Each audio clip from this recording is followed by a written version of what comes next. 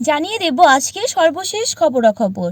বাংলাদেশ সহ সারা বিশ্বে ঘটে যাওয়া আজকের সকল গুরুত্বপূর্ণ আপডেট জানাচ্ছি বিস্তারিত। উপকূলীয় এলাকাগুলোতে ব্যাপক তাণ্ডব চালিয়ে দুর্বল হয়ে পড়েছে শক্তিশালী ঘূর্ণিঝড় রেমাল।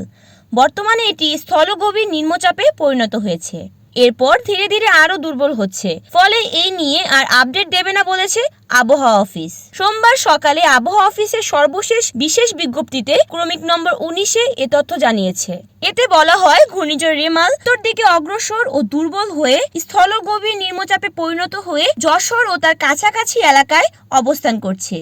এটি আরও উত্তর পূর্ব দিকে অগ্রসর হয়ে ক্রমশ বৃষ্টিপাত ঝরিয়ে স্থল নিম্নচাপে পরিণত হবে। এতক্ষণ শুনছিলেন দেশের খবর, এবার আন্তর্জাতিক। ফিলিস্তিনের অবরুদ্ধ গাজা ভূখণ্ডের দক্ষিণাঞ্চলীয় রাফা শহরের আলা সুলতান শরণার্থী শিবিরে ভয়াবহ হামলা চালিয়েছে ইসরায়েল। এতে কমপক্ষে 40 ফিলিস্তিনি নিহত হয়েছেন। নিহতদের মধ্যে অনেকেই নারী ও শিশু।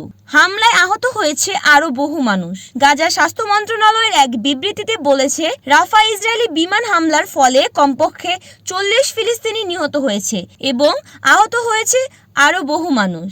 যুক্তরাষ্ট্রের টেক্সাস, আরকানসাস, ওকলাহোমা সহ বিভিন্ন অঙ্গরাজ্যে টর্নেডো ও ঝড়ে কমপক্ষে 15 জনের মৃত্যু হয়েছে। গতকাল রোববার স্থানীয় কর্মকর্তা এসব তথ্য জানিয়েছে। শনিবার গভীর রাতে সাউদার্ন প্লেন্স অঞ্চলে ঝড় আঘাত আনে। এতে কয়েক লাখ মানুষ বিদ্যুৎ বিচ্ছিন্ন হয়ে পড়ে। সেখানে উদ্ধার তৎপরতা চলছে। এতক্ষণ সাথে থাকার জন্য সকলকে ধন্যবাদ। সাথে ছিলাম আমি অরুণী। 24 ঘন্টা সকল খবর জানতে চোখ রাখুন NN টিভির পর্দায়।